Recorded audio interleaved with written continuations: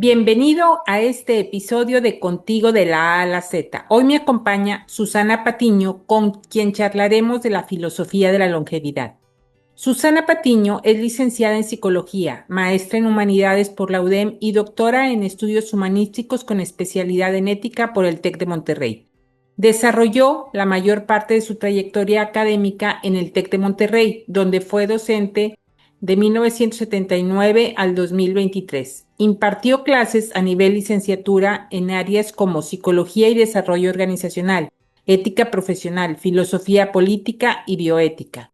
Fue directora del Departamento de Filosofía y Ética y coordinadora del área de ética en el Doctorado de Estudios Humanísticos. Su trabajo de investigación se ha centrado en estudios comparativos sobre el desarrollo del juicio moral en estudiantes de pregrado, en proyectos interinstitucionales e internacionales. Asimismo, ha dirigido y evaluado tesis doctorales en el campo de la ética, tanto dentro como fuera del TEC de Monterrey.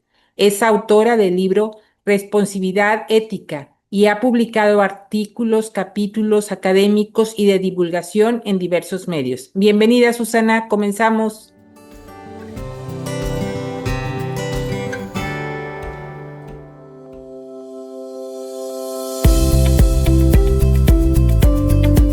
Susi, nuevamente bienvenida. Qué gusto tenerte por Gracias. aquí. Mucho gusto de estar aquí contigo también. Gracias por la invitación. Oye, platícanos, ¿cómo te interesaste tú en este tema de la filosofía de la longevidad? Bueno, fíjate, la filosofía es una disciplina que me ha apasionado mucho desde que hice mi posgrado y pues buscando y indagando, viendo novedades de libros y demás, me topé con un libro de Marta Nussbaum, lo puedo enseñar, ¿verdad? Aquí Sí. está, Ujú. sí, que es El sentido. Envejecer Sí, con sentido. envejecer con sentido. Sí, lo estaba leyendo yo en la pantalla, envejecer con sentido. Este es un libro que hace Marta Nussbaum con un colega que es economista y abogado, que se llama Saúl Lefmore. Y en este libro, Marta Nussbaum, que es una filósofa del siglo XX, o sea, está aún viva y muy productiva, este libro es de hace un par de años, sí, se apoya mucho en Cicerón. Cicerón y sus conversaciones, sus diálogos que están publicados sobre el envejecimiento. ¿Sí? De hecho, así se llama el título. Fui y busqué el libro, dije, bueno, vamos a leerlo de primera mano, no nada más en lo que se apoya la señora Nussbaum, y aquí está, o sea, sobre la vejez, Ok. ¿sí? De Marco Tulio Cicerón. Y pues una cosa te lleva a la otra y a otro filósofo, y pues bueno, poco a poco fue encontrando que todos los grandes pensadores, al menos en Occidente, sí, han tocado el tema de la vejez de alguna u otra forma. Algunos de manera más puntual y directa, así como este libro de Cicerón, y otros, pues indirectamente, como es el caso de Séneca, que tiene un librito que se llama La brevedad de la vida, sí, y en este librito también habla, por supuesto, de esta idea de vivir muchos años, digo, no la idea, este hecho de vivir muchos años y cómo se va llevando y qué es lo que pensamos al respecto y cuál es la mejor manera de llevarlos. Entonces, bueno, así fue que me interesó este tema de la filosofía de la longevidad, y yo creo que es algo que nunca voy a terminar de aprender, porque pues son muchos los pensadores, muchos los filósofos, mucho se ha escrito, y bueno, pues a mí me gusta estudiar, así que pues ahí estoy estudiando el tema y compartiendo con mucho gusto lo que voy descubriendo. Perfecto. ¿Y qué nos puedes compartir, por ejemplo, ahorita que nos mencionabas de Cicerón en el mundo romano? ¿Qué hablaba Cicerón? Bueno, mira, antes de Cicerón están, por supuesto, los maestros, ¿verdad? Sócrates, que no Platón. escribió ni una línea, sí, sino que lo escribe Platón.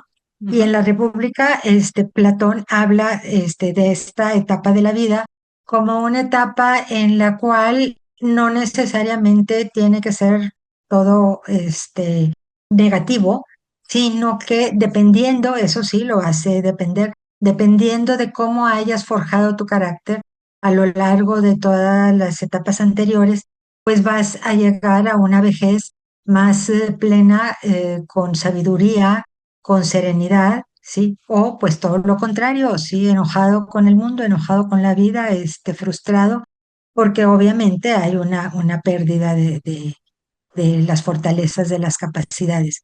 Fíjate, por ejemplo, Séneca es el que dice, sí, que el hecho, y usa una analogía que a mí me gustó mucho, el hecho de que pierdas fuerza físicamente, pues sí, se pierde masa muscular, por más que hagas ejercicio y por más que nos mandan esos videos de WhatsApp, ¿verdad? De la señora de 90 años que hizo un triatlón, sí, que esas, bueno, son las excepciones que confirman las reglas, sí.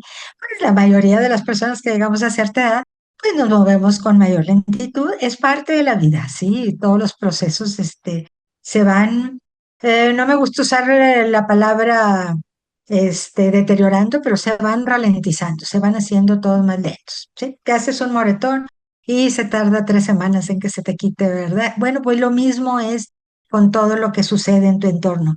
Pero Séneca nos dice, así como alguien que se ha dedicado a hacer sus actividades para ganarse la vida en el mar, ya no puede remar, pero sí puede ser capitán de un barco, ¿sí? O que sí puede dirigir a los demás hacia dónde, porque ya cuenta con la experiencia, porque lo ha hecho muchas veces más que la mayoría de sus compañeros. Entonces, no es que se necesite fuerza física para hacerlo, sino que simplemente es también la fuerza, digamos, del espíritu, la actitud de darle frente a la vida y de buscar esta realización. Fíjate que la palabra realización viene desde Aristóteles, o sea, realizar, hacer real, ¿sí? Todo lo que está en potencia, ¿sí? Y entonces, pues bueno, ese es el reto dentro de esta etapa de la vida. Y pues los filósofos nos inspiran con sus ideas, con sus reflexiones al respecto. Sí. Ok, que al final de cuentas son cosas que vamos aprendiendo y no necesariamente sabemos que vienen de alguna corriente filosófica quienes no han estudiado o no hemos estudiado a profundidad, pero pues vienen de estos grandes pensadores, ¿no? Es que es sorprendente cómo te das cuenta. Por ejemplo, Cicerón está en contra, pues está haciendo una crítica a su entorno social, en donde pues a veces se muestra algo o mucho de desprecio hacia las personas mayores. Entonces dice Cicerón, bueno, las personas mayores han estado más tiempo en la tierra y todavía tienen mucho que aportar, tienen experiencia, pero depende también de esa persona mayor cómo asuma esta etapa de la vida. O sea, en otras palabras, ya Cicerón nos está hablando de lo que la gerontología se ocupa hoy en día, ¿sí? Ujú. O sea, es una etapa más y la idea no es vivir más años, sino no, ¿cómo es? No es darle más años A a la la, vida, a sino la darle vida. más vida a los años, ¿sí? Darle más vida a los años. Y hay muchas cosas que sí se pueden hacer y que se pueden seguir haciendo, pues ahora sí, hasta el momento en que lleguemos a donde los que llegamos a nacer vamos a llegar, que es a la muerte, ¿no? Y también esto es una cuestión por la cual se le saca la vuelta al tema, porque hablar de vejez ya es, pues digamos, la última etapa, ya no sigue otra. Entonces, bueno, de la infancia sigue la niñez, de la niñez sigue la adolescencia, de la adolescencia sigue la adultez y de la adultez la vejez, y luego, pues de la vejez que sigue, pues, no, ya no sigue nada, ¿no? Es la culminación. Pero fíjate, es muy diferente entenderlo como culminación, ¿sí? A verlo como final. Ajá, ok. Sí.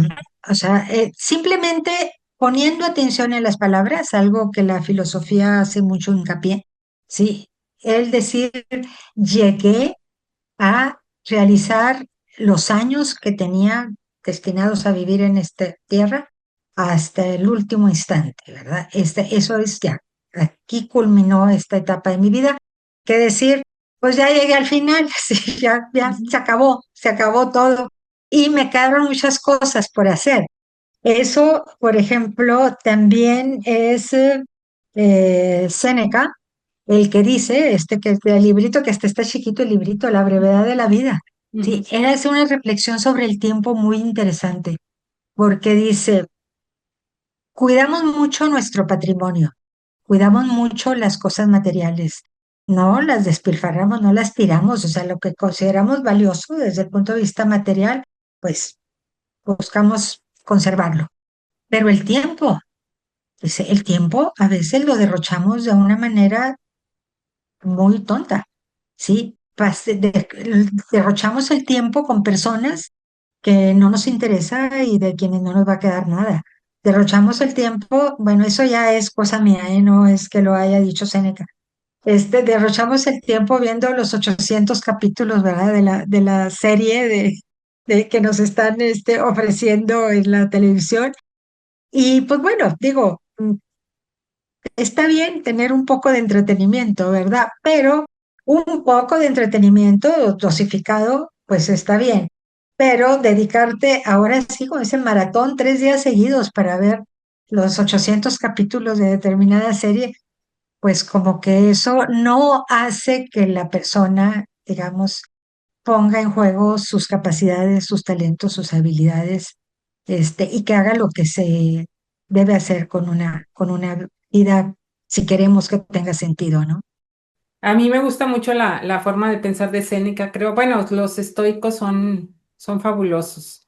Sí, Este, fíjate, hace ratito tú me decías que lo que pensamos ahora, ya lo pensaron otros antes. ujú, A mí me gusta, bueno, provocar un poco, sobre todo a los jóvenes, sí, y decirles que la frase esa de nada con exceso, todo con medida, ujú. sí, la dijo Aristóteles. Y dice, ay, de veras, sí, sí, sí. Digo, bueno, no con esas palabras, pero Aristóteles fue el que habló, sí, del justo medio, sí. El justo medio es, ahora sí, el punto de equilibrio entre un exceso y una carencia, ¿sí? Entonces, decía Aristóteles, por ejemplo, la valentía es el punto medio, ¿sí? Entre la falta de valentía, que sería la cobardía, y el exceso de valentía, que sería la temeridad, o sea, irte a escalar sin arnés, sin equipo, ¿verdad? Pues eso ya es, pues buscarle, este, tres pies al gato, ¿no? Entonces, como que esa idea del justo medio, de la moderación, es lo que nos viene desde Aristóteles, desde 4 siglos antes de Cristo, y que el estoicismo retoma, sí, ya un siglo primero antes de Cristo, siglo II, ¿no? Desde el siglo II, y continúa con los primeros siglos de la era cristiana. ¿Y qué es lo que dicen los estoicos? Porque nosotros cuando escuchamos la palabra estoicismo, pensamos en una persona muy sacrificada, muy abnegada. Y no, o sea, no es por ese lado, sino el estoico es una persona, sí, que razona, que piensa, que evalúa, sí, y que toma la decisión de en determinadas circunstancias controlar lo que sí puede controlar, lo que está en sus manos controlar, sí, y dejar de lado, hacer a un lado aquello que no es posible controlar, sí. O sea, como esto que tenemos a veces frases como de que, saber, si es un problema que tienes que puedes resolver, pues ¿para qué te preocupas? Y si es un problema que no puedes resolver, ¿para qué te preocupas también, verdad? Si no tiene solución. Entonces, es esta idea, ¿sí? De mantener la calma, mantener la serenidad, ¿sí? Ponerte a reflexionar antes de precipitarte en decisiones, acciones, que van a ir en contra de que puedas vivir una vida más felicitante. Porque tanto Aristóteles como los estoicos lo que buscaban era la felicidad, pero no felicidad como euforia, Ujú. ¿sí? Sino felicidad como satisfacción, serenidad, armonía contigo mismo. Y eso, pues, digamos, si lo llevas a lo largo de la vida y en los últimos años de la vida también, día con día, ¿sí? El tomar cada día, basta le decía, ay, no sé quién santo, ¿verdad? San Agustín, no, Santo Tomás, bástale a cada día su afán, o sea, te preocupas por lo que está en tus manos hacer. Ese ¿Para qué momento. te preocupas el mañana que todavía no llega? Sí. ¿Y para qué te estás lamentando del pasado sobre el cual ya no tienes nada que hacer? ¿Sí? Entonces, siempre hay una posibilidad de reflexionar y buscar mejores alternativas para encontrar esa vida felicitante, ¿no? De la que hablan, pues, tanto Aristóteles como los estoicos. Ujú. Sí, Y poniéndolo ya así en términos normales, prácticos, pues yo creo que es la aceptación, ¿no? La aceptación a la etapa que estás viviendo y las circunstancias que van cambiando y te tienes que adaptar a ellas. Entonces, pues yo creo, bueno, así muy sencillo, la sí, aceptación es parte de lo que te da, te brinda esa felicidad o esa serenidad, ¿no? sí. Y aceptación es muy diferente que resignación, Claro. ¿sí? Porque la resignación es algo así como en una especie de lamento, como de pérdida, de desilusión y pues de impotencia.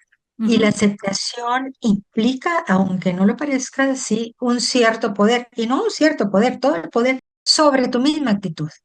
Claro. ¿Sí? O sea, yo acepto estas circunstancias y acepto cómo las voy a enfrentar.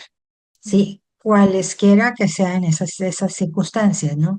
Entonces, no es aceptar una realidad como es la vejez, ¿sí? Pues no es resignarte porque pues no es resignación cuando yo decido que hay algo en mis manos que puedo hacer para, mientras tenga vida, ¿sí? Seguir buscando fuentes y de satisfacción, de eh, búsqueda, pues, de este sentido pleno, de plenitud, pues. Ujú. Ok. ¿Y San Agustín qué nos decía de De esto? San Agustín, pues obviamente ya en la era cristiana, pues San Agustín le va a dar un giro, pues más religioso, más místico. Es el hombre. Sí, es un periodo de interiorización, de estar consigo mismo. Ya no está distraído con tantas otras cosas, que si lo vemos en la época contemporánea, pues dice, sí, pues en la vejez, pues ya no tienes que ocuparte pues, de los niños, y ya estás jubilado, no tienes que preocuparte porque si te dan el ascenso o no en el trabajo, ya has realizado muchas de las eh, cosas, pues, o de los planes que tú tenías para tu propia vida. En la vejez, pues bueno, hay menos responsabilidades, ¿sí? Y entonces es un tiempo para volcarte sobre ti mismo. Eso era lo que decía San Agustín. Y para en tu interior, ¿sí? Encontrar, pues ahora sí, tu relación, que eso es lo que quiere decir religión, su religare, ¿sí? Con Dios y preparar tu alma, pues, para la eternidad porque pues para el cristianismo, pues como la mayoría sabemos, o sea, México es un país mayoritariamente cristiano, en el cristianismo pues se cree en la vida eterna. O sea que esta vida terrenal y la muerte es el inicio, sí, de algo mejor si te portaste bien, sí, y de algo en lo que te va a ir muy mal, o sea, del infierno, si es que te portaste mal. Pero bueno, ahí serían ya cuestiones más teológicas y dentro del mundo de la religión. Pero San Agustín, a eso se va a referir principalmente, ¿sí? Otra cosa es de San Agustín, porque aquí yo había tomado unas notas de esta filosofía, ¿sí? Y que se me hizo importante es la cuestión de la experiencia. Sí, era nota importante, ya, sí me acuerdo que era importante. Sí, dice, en la vejez se tiene sabiduría, se ha llegado a tener sabiduría. También lo condiciona, igual que Platón, porque pues, San Agustín sigue de alguna manera la escuela de Platón. Si llegas a ser sabio, si has llevado en toda tu vida, pues una vida reflexiva, una vida buscando el justo medio, buscando la virtud, buscando esta idea. Entonces, es esta sabiduría que tienes que la puedes compartir. Dice, ojo, ten cuidado de que no se convierta en arrogancia. ¿Sí? Esa sabiduría tiene que ir acompañada con la humildad que muestran los niños. O sea, que pues te dicen lo que saben y pues así, nada más naturalmente. Entonces, si no, porque si no, pues no se va a poder compartir. Entonces, son, digamos, orientaciones, recomendaciones, si quieres, ideas que nos van dando los pensadores a través del tiempo para que en el siglo XXI, o sea, han pasado muchos siglos, ¿verdad? Sigamos pensando todavía sobre el tema y buscando mejores alternativas para vidas más felicitantes. No se usa mucho en español esto de vida felicitante, digo, en español de México, los españoles en España se usan mucho esta vida felicitante, que quiere decir una vida de satisfacción, pues una vida realizada, sí. Sí, está bien interesante ese término de felicitante. Sí, lo Sí, a mí deberíamos me gusta de mucho usarlo, sí, porque no lo tenemos de nuestro uso. Pero una vida feliz, ¿te imaginas tú que estás brinque, en la playa? brinque. Sí, brinque, brinque, baile, baile, o en la playa, ¿verdad? Con el coco loco, o con la chave, o qué sé yo, en una hamaca. O sea, esa idea de una vida, volcada en los placeres, del cuerpo, digamos, ¿sí? En el hedonismo, como entendemos el hedonismo contemporáneo. Ahorita me regreso al hedonismo como se consideraba en la antigüedad. Porque una vida felicitante no es el estar así nada más Sacrificio. relajado. No, no se contrapone, pero no te puedes pasar la vida así, ¿sí? Te aburrirías demasiado. Mira, desde niños tenemos curiosidad por saber, tenemos curiosidad por armar cosas, tenemos curiosidad por descubrir. Hay una imagen, era una película motivacional de hace muchos años, de un niño que está batallando y batallando y batallando para amarrarse las cintas de los tenis, para amarrarse las agujetas. ¿Sí? Y entonces llega alguien y dice, te ayudo. No, yo puedo, yo puedo. O sea, él quiere esforzarse. Eso es lo humano, Mm, eso es lo humano. Pero vivimos en un mundo donde la tecnociencia, la tecnología y todos estos desarrollos nos han llevado cada vez más a la comodidad, a la comodidad, a la comodidad y a no haga nada, no haga nada. Entonces, ¿cómo vas a realizar tus capacidades si no haces nada? claro. ¿Sí? O sea, si todo se te da hecho. Entonces, esta idea, sí, de que no queremos hacer nada, eso es la vida feliz. Pues no, la vida feliz en términos de la filosofía, que viene desde Platón hasta nuestros días, la vida felicitante es esta vida realizada, ¿sí? De desarrollo pleno de las capacidades que cada quien tenga en cualquier área de la vida. Y si me das oportunidad, me regreso a lo del hedonismo. A ver, Fíjate que la escuela hedonista, sí, que va un poco antes de Epicuro. Sí, no, perdón, Epicuro de Samos es el fundador de la escuela hedonista.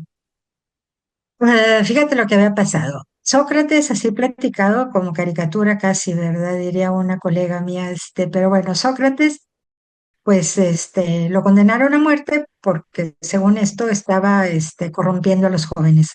La corrupción que hacía es que a los jóvenes los hacía pensar, obviamente, ¿no? Y fue, digamos, desde el punto de vista real y concreto de los historiadores, fue pues una condena por cuestiones políticas, ¿sí? Más que por lo que se pueda inferir con eso de que estaba corrompiendo a los jóvenes. ¿Sí? Y entonces, discípulos de Sócrates ya no querían tener nada que ver con la polis, ya no querían tener nada que ver con la política. Entonces dijeron, vamos a retirarnos, ¿sí? Ciudadanos atenienses, o sea, vamos a retirarnos, ¿sí? Y a crear nuestras propias comunidades, ¿sí? Nosotros nos vamos a autorregular, o sea, los primeros hippies, digamos, por alguna manera, ¿no? Sí, salían de la ciudad y hacían sus comunidades y no, y ahí cada quien trabajaba de acuerdo a sus capacidades Al que le gustaba el aire libre, bueno, pues era el que iba a estar en el campo con las hortalizas y con lo que se necesitara para comer. El que le gustaba cocinar, pues estaba en la cocina. O sea, todo, se repartían las labores, eran comunidades, ¿sí? Para después tener mucho tiempo para la conversación, para la reflexión, para estar, digamos, con los amigos, con los compañeros. Y las edificaciones de estas comunidades, ¿sí? De las primeras comunidades hedonistas, fue lo que fueron después las comunidades de los monjes en el cristianismo. Sí, eso no sé, no, bueno, yo no lo supe hace relativamente pocos años, sí. Y en el hedonismo lo único que se decía era un poquito los antecedentes del estoicismo, sí. Vamos a centrarnos en lo más importante, sí, que es el cultivo de la reflexión. Vamos a tener placeres. Oye, fueron los que inventaron el vino. Sí, pero por ejemplo, el mismo Epicuro de Samos, digo, no inventaron, pero sí, probablemente no inventaron, pero sí cosechaban vino y tomaban vino, no se emborrachaban. ¿Por qué? Porque volvemos a Aristóteles, el justo medio. Sí, sí, pues ¿para qué tomo de más si mañana me voy a sentir mal? Entonces, mejor con moderación. ¿Para qué tengo tanta ropa que luego no puedo estar cuidando? Entonces tenían dos túnicas, ¿sí? Una se estaba lavando y la otra era la que usaban, y nada más. O sea, vivían muy modestamente, o sea, fueron los primeros monjes, digamos, no sin religión, porque esto fue antes del cristianismo, ¿sí? Entonces era vivir una vida, ¿sí? Sí, dedicada digamos, al placer, pero al placer de estar vivo, no necesariamente al placer como lo entendemos hoy, ¿verdad? Actualmente. Del reventón, ¿verdad? Sí, Oye, sí. y ya en la modernidad, Kant, qué nos dice? Kant, nos damos un brinco en el tiempo. Kant es, digamos, el responsable de que tengamos la Carta de los Derechos Humanos. O sea, él es el que empieza a hablar acerca de la dignidad de la persona y de la persona, ¿sí? Como un fin en sí mismo. ¿Qué quiere decir? Que nosotros no podemos utilizar a la otra persona como medio para conseguir otros fines. O sea, no podemos, o sea, cada persona es dueña y señora de sí mismo, o sea, ahí la esclavitud queda descartada, ¿sí? Desde el punto de vista conceptual. Nadie puede ser dueño de otra vida, ni determinar cómo deba vivir ese otro, ¿sí? Porque, por ejemplo, San Agustín con respecto a los esclavos decía, bueno, a los esclavos hay que tratarlos como si fueran de la familia. Y decía San Agustín, el amo les tiene que dar vestido, sí, para que no sufran de las inclemencias del tiempo, no igual que a las de sus hijos, porque pues no la necesitan, no necesitan ese tipo de vestimenta porque van a trabajar, sí, pero los debe de tratar bien, los debe de tratar bien, pero diferente y otra vez siendo, pues ahora sí, dueños de las vidas de esas personas, ¿no? Que pues ahorita en el siglo XXI se nos haría Claro. horrible, sí, horrible. Pero bueno, él habla de este principio de dignidad de la persona que está revolucionando en ese momento la filosofía, porque antes la persona era digna, sí, por ser hija de Dios. Sí, Kant, que era un hombre muy religioso, lo que busca es fundar una ética secular, o sea, una ética que no dependa de la religión, sino que dependa de la capacidad de razonar acerca de lo que debemos hacer con nuestras vidas y de lo que debemos hacer con nuestros semejantes. Entonces, Kant es el padre de los derechos humanos, que en el preámbulo, la Declaración de los Derechos Universales, de los Derechos Humanos Universales, dice, toda persona, todas las personas nacemos libres e iguales, ¿sí? Y dotados de razón y de voluntad, debemos comportarnos fraternalmente los unos con los otros. Eso dice la Declaración de los Derechos Humanos, en el preámbulo nada más. Entonces Kant, pues obviamente habló de esta dignidad de la persona que no se pierde, no se pierde y que incluso, sí, y esto es algo que a mí me gusta reflexionar, se conserva aún cuando una persona fallece, sí, porque todos sabemos, o hemos visto escenas, o nos ha tocado vivir, o hemos visto escenas en el del cine, en películas, de que cuando una persona fallece, todo el mundo baja la voz, ¿sí? Cubren a la persona, porque ese cuerpo sin vida, que ya no oye, que ya no sabe, que ya está, pues no sabemos dónde, ¿sí? Ese cuerpo es el que representa a esa persona que tenía una dignidad que teníamos, que estábamos obligados a respetar, ¿sí? Y aún ya fallecido, hay signos de respeto en los hospitales, las enfermeras, los médicos, este, todo mundo, ¿no? Entonces, estas ideas, y no necesariamente por ser criaturas hijas de Dios, criaturas hijos de Dios, sino simplemente por el hecho de ser humano. Y bueno, obviamente esta dignidad, pues si no se pierde con con la muerte, pues mucho menos por el hecho de estar viejito, ¿verdad? Mucho menos por el hecho de tener arrugas y canitas y caminar un poquito más despacio, ¿verdad? Y bueno, lo que nos sucede a todas las personas con el paso de los años, ¿sí? Ok. Oye, ya Sí, porque en el siglo XX, Simón de Beauvoir sí habla de la vejez muy...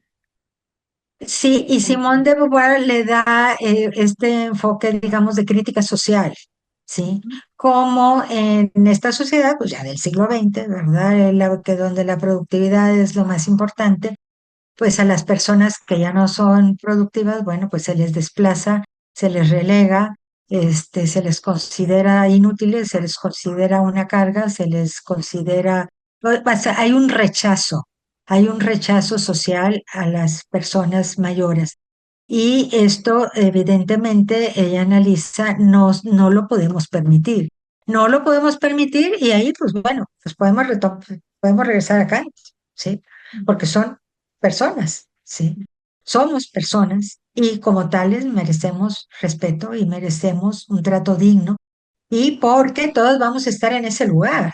Ujú. Entonces, pues ahora sí, como que aquella frase de la regla de oro de que trata al otro como quieras que te traten a ti, ¿sí? Pues aquí también podríamos aplicarlo, ¿no? A esta etapa de la vida, ¿sí? No trates a los mayores como no quieras que te vayan a tratar a ti cuando lo seas. Sí, Sí, y ya, sí, entonces eso, y ahí ya es donde Pero bueno, para eso necesitamos darnos tiempo, ¿sí? Darnos tiempo para reflexionar, sí, ¿sí? Y eso es lo que nos pasa, sí. sí, sí, sí. Y a través de todos estos, de todas estas personas que han hablado o pensado sobre el tema de la vejez, ¿cómo podemos traerlo a la época actual? ¿Qué crees que todavía no nos hemos atrevido a preguntarnos sobre la longevidad? Que no nos hemos atrevido a preguntarnos, pues mira, yo creo que lo que no nos atrevemos a preguntar, bueno, que sí nos atrevemos a preguntarnos en algún momento de nuestras vidas, pero luego buscamos distraernos porque las respuestas no son Me fáciles. gusta. Sí, y la pregunta es la pregunta básica, ¿verdad? Que es la pregunta, digamos, antropológica, ¿verdad? ¿Qué es el hombre? O sea, ¿qué soy yo? O sea, ¿por qué estoy aquí? ¿Para qué? ¿Qué significa esta vida? Esas son las preguntas de siempre, son las preguntas de siempre.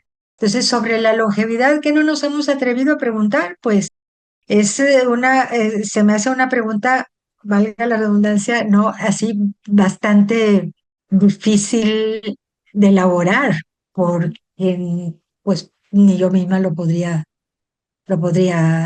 saber. Eh, ¿Cuánto va a ser, hasta qué va a ser una persona, quién va a ser una persona longeva? Longeva por las raíces quiere decir muchos años, ¿sí? Y hay clasificaciones que dicen que una persona longeva es más allá de los 90, ¿sí? Pero bueno, la longevidad, digamos, es esta idea de que van a ser muchos años en una vida. Pero cuando pensamos en los avances de la medicina, nuestra forma de vida, que bueno, ya sabemos todos que la población está envejeciendo y demás, pues cuando yo me pongo a pensar, pues que mi nieta a lo mejor puede cumplir 120 años, le va a tocar vivir 120 o 130 a lo mejor, no sé. Y digo yo, wow, demasiadísima vida, ¿verdad? ¿Qué hacer? Es que esa es la pregunta filosófica, ¿qué hago con mi vida? Y eso es lo que se han ido respondiendo los filósofos a través del tiempo. Y luego, pues obviamente, pues hay la identificación de distintas etapas, ¿no? Entonces, básicamente la pregunta es, ¿quién soy? ¿Sí? Que es la pregunta por la identidad propia, ¿sí? Y la identidad quiere decir, no hay otro ser humano como yo, ¿sí? En todo el universo que conocemos, ¿sí? Las huellas digitales de Susana, pues son estas y las de Aurora son estas y no hay otras iguales. Sí, aún en el caso de Ujú. gemelos idénticos, hay una identidad para cada uno. Y ahí se han hecho muchos estudios de psicología, particular, en donde dicen, bueno, cómo estos gemelos idénticos, este, que nacieron el mismo día que los mismos padres, las mismas circunstancias, todo, todo, pues uno se convirtió en científico, ¿verdad? Y el otro se convirtió en mafioso, ¿verdad? Uno quería ayudar a la humanidad y el otro sacar provecho de la humanidad. Entonces, ¿tú qué pasa, verdad? Bueno, son las decisiones que tomamos en cada momento de la vida. Incluso en el último instante en el que ya exhalemos el último aliento, ahí también, pues si estamos conscientes, obviamente, hay una decisión humana, ¿no? De cómo abordar la muerte. Bueno, en síntesis, más que la pregunta sobre la longevidad, es la pregunta sobre el hombre, ¿sí? ¿Quién es el hombre? ¿Sí? ¿Por qué está aquí? ¿Para qué está aquí? ¿Sí? ¿Y qué es lo que debemos hacer cada quien con nuestras vidas? La pregunta es siempre para todas las etapas, que a lo mejor como es la última y todavía no ha quedado resuelta, ¿sí? Y sabemos que es una pregunta muy difícil, pues no nos atrevemos a hacérnosla, ¿no? La pregunta de la identidad y la pregunta del sentido, ¿sí? ¿Quién soy? ¿Por ¿Para qué qué y estoy para qué aquí? estoy aquí? Sí, esa sería. Ay, Susi, pues qué interesante todo lo que nos has comentado. Ya se nos fue el tiempo. Te agradezco mucho. No sé si quieras cerrar con algo o nos despedimos ya. Pues simplemente agradecerte y felicitarte porque tengas estos espacios que invitan a la reflexión. Gracias por haberme invitado, gracias por estar aquí y pues gracias por hacer lo que haces y por seguir y porque lo sigas haciendo. De veras te felicito y te admiro mucho por ello. Y ojalá que llegue a muchas personas para que pues sean más felices, para que vivan una vida felicitante. Sí. Gracias, Susi. Hasta luego. Hasta luego.